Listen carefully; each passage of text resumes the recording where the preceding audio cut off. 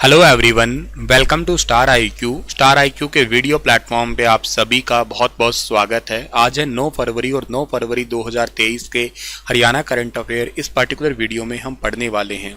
आइए आज के इस इंपॉर्टेंट सेशन की शुरुआत करते हैं। अगर आपने अभी तक स्टार आईक्यू चैनल को सब्सक्राइब नहीं किया है तो कर लीजिएगा। कल आपसे एक सवाल पूछ रहा था मैं कि शास्त्रीय नृत्य मणिपुर का पूछा था मैंने आपसे, तो उसका सही जवाब मणिपुरी ही था, क्योंकि भारत में 8 क्लासिकल डांस है, जिनमें से बहुत पुराना आप पढ़ते हो तो तमिलनाडु का भरतनाट्यम पढ़ते हो, आप लोग उड़ीसा का ओडिसी पढ़ते हो, मणिपुर का मणिपुरी पढ़ते हो। भगवान श्री कृष्ण को संबंधित है लगभग ये नृत्य। वैसे तो सारे ही शास्त्रीय नृत्य भगवान से संबंधित है। कुचिपुड़ी आप आंध्र प्रदेश से पढ़ते हो, मोहिनी अट्टम और कथकली ये दोनों ही आपके केरल के हैं। एकमात्र राज्य जहाँ पे 2 शास्त्रीय नृत्य है, और एक कथक जो है ना ये आप लोग पढ़ा करते हो, यूपी का पढ़ते हो, और एक स्त्रीय है ये आसाम का पढ़ते हो आप लोग, ठीक है। आज का जो पहला करंट अफेयर है, हरियाणा की पहली महिला ड्रोन पायलट कौन बनी है। एक्चुअली जब इनको प्रशिक्षण की जो घोषणा हुई थी तब भी मैंने पढ़ाया था, और एक्चुअली ये पूरा प्रशिक्षण वगैरह कंप्लीट हो गया है तब भी मैं आपको पढ़ा रहा हूँ।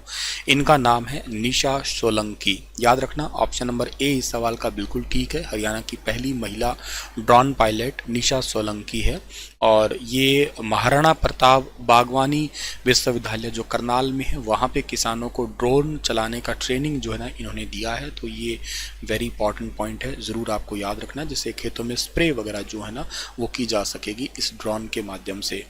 वैसे मैं आपको बताता हूँ, पिछले साल की बात है 9 फरवरी की, ठीक है ना। 9 फरवरी 2022 को भारत सरकार ने घोषणा की थी कि अब विदेशों से ड्रोन हम नहीं मंगवा पाएंगे।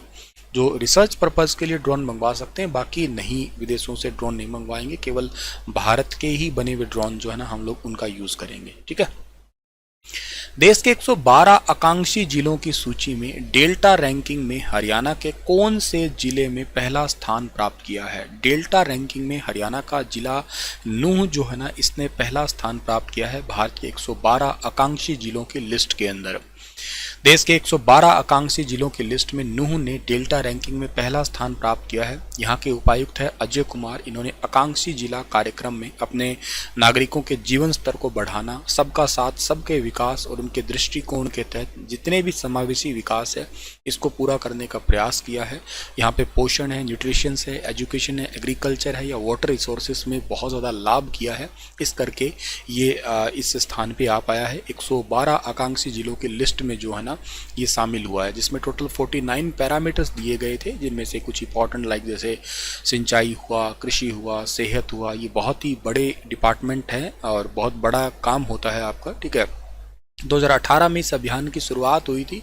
4 साल में नूंह जिले में रैंकिंग में जो है ना तीसरा, चौथा, दूसरा भी हासिल प्राप्त कर लिया यूँ समझिएगा, और अब तो हम लोग पहले नंबर पे पहुंच गए हैं इन्हीं 4 सालों के अंदर।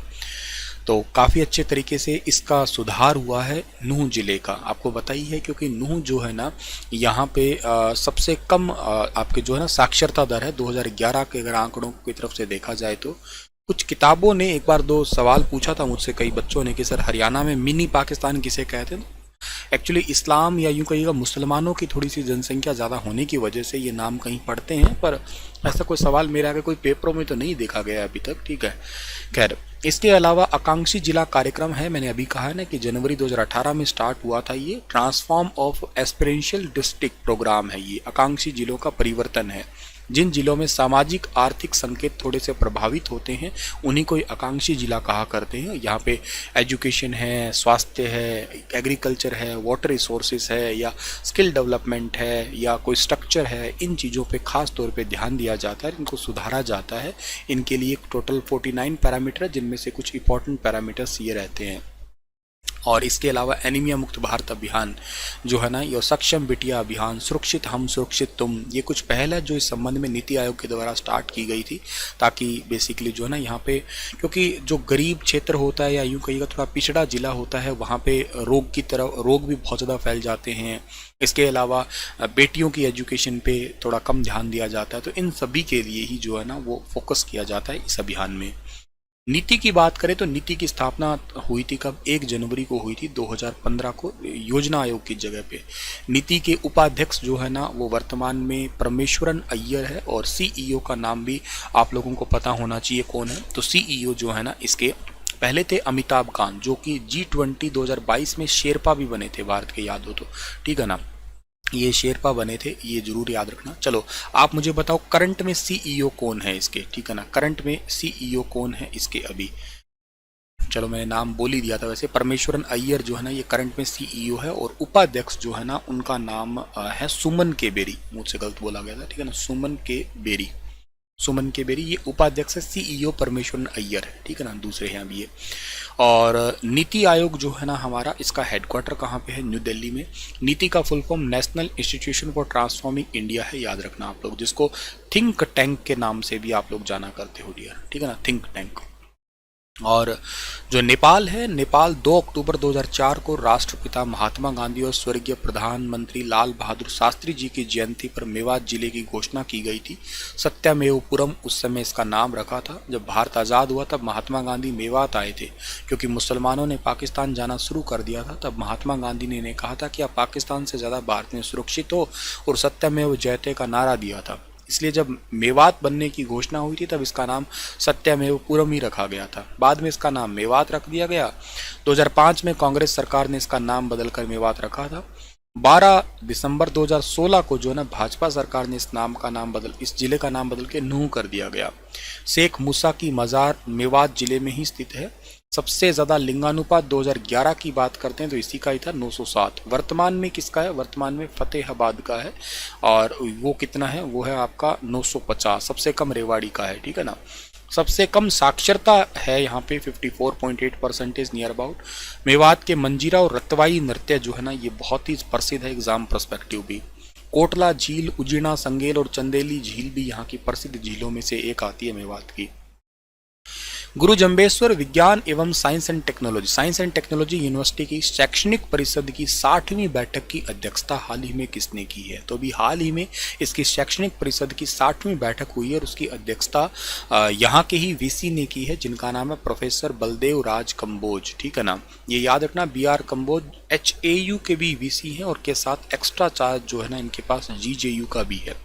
गुरु जम्बेश्वर यूनिवर्सिटी को अभी हाल ही में NAC के द्वारा A+ ग्रेड भी मिला है। हरियाणा की पहली यूनिवर्सिटी है ये, तो ये भी याद रखना। और इसकी हाल ही में 60वीं बैठक संपन्न हुई है, जहाँ पे बहुत सारे इस यूनिवर्सिटी के शैक्षणिक और इसके अलावा जो है ना इंफ्रास्ट्रक्चर बढ़ोतरी के लिए पोस्ट ग्रेजुएट प्रोग्राम, कोर्सेज वगैरह से रिलेटेड ये बैठक हुई है। इस यूनिवर्सिटी की स्थापना जो है ना एक हमारे हरियाणा के मुख्यमंत्री रहे हैं, जिनको बिश्नोई समाज का सिरमौर कहा गया है, राजनीति की धुरी कहा गया है, चौधरी भजन लाल जी ने 20 अक्टूबर 1995 को जो है ना इसकी नींव रखी थी, याद रखना। तो ये भी पॉइंट इंपॉर्टेंट है। बाबा बंदा सिंह बहादुर चैरिटेबल अस्पताल हरियाणा के किस जिले में बनेगा, जिसका हाल ही में भूमि पूजन हरियाणा के मुख्यमंत्री जी ने किया? तो बाबा बंदा सिंह बहादुर चैरिटेबल अस्पताल हरियाणा के फरीदाबाद जिले के अंदर बनेगा, जहां पे इसका भूमि पूजन हरियाणा के मुख्यमंत्री जी ने भी हाल ही में किया। कुछ ही को ये भूमि बड़ी सुंदर सजा रखी है, के साथ ही ये कस्सी भी बहुत अच्छे से है। करीब 12.5 तकरीबन 12 करोड़ 30 लाख की लागत से जो है ना ये बनने वाला है, और सीएम चैरिटेबल ट्रस्ट को 31 लाख देने के भी जो है ना इसकी घोषणा की गई है सीएम के द्वारा ही। इसके अलावा मैं आपको बता देता हूँ, यहाँ पे उत्तराखंड का जो जोशीमठ है ना, उसको आपदा राहत के लिए भाजपा उत्तराखंड प्रकोष्ठ जिला फरीदाबाद की तरफ से मुख्यमंत्री जी ने हरी झंडी दिखाई है, ताकि उत्तराखंड के लिए बेसिकली जो है ना ये कहिएगा थोड़ी सी आपदा या लोगों को थोड़ी सी सुरक्षा, या यूँ कहिएगा लोगों को थोड़ा सा ज़रूरत का सामान पहुँचाया जा सके। फरीदाबाद में ही मुख्यमंत्री जी ने मोटा अनाज अंतर्राष्ट्रीय वर्ष 2023 का टेबल कैलेंडर है, इसका भी विमोचन किया। आपको बता देता हूँ, भारत के कहने पे 2023 को जो है ना वो अंतर्राष्ट्रीय मोटे अनाजों का वर्ष मनाया जा रहा है। यूएनओ मिलेट ईयर के रूप में इसे सेलिब्रेट कर रहे हैं हम लोग, और भारत ने कहा था कि मोटे अनाजों के प्रयोग से ही दुनिया भर में भूखमरी कम की जा सकती है। भारत भी और हरियाणा भी इसी के रूप में ही इसको सेलिब्रेट कर रहा है।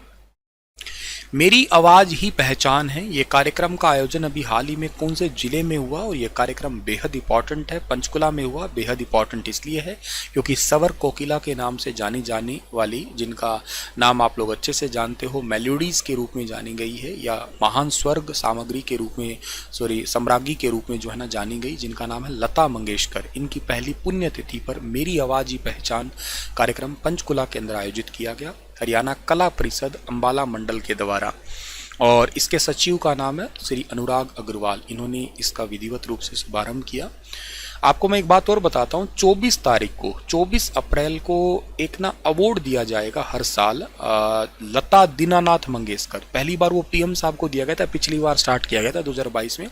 देश के आजीवन योगदान के चलते ये अवार्ड दिया जाएगा हर साल। दीनानाथ लता मंगेशकर जी के पिता का नाम था, आपको ये भी याद होगा। और इसके अलावा 5 year RERA Gurugram act at glens, RERA है तो भरोसा है। रेरा कोर्ट सबसे पहले खैर गुरुग्राम में ही खोली थी। कुछ इंपॉर्टेंट काम हुए हैं G20 से रिलेटेड, ठीक है ना, कई सारे प्रोजेक्ट है कंप्लीट हुए हैं यहाँ पे, तो उसके रिगार्डिंग एक सेलिब्रेशन था जो G20 का था। G20 की बैठक भी इस बार गुरुग्राम में ही होने वाली है ना।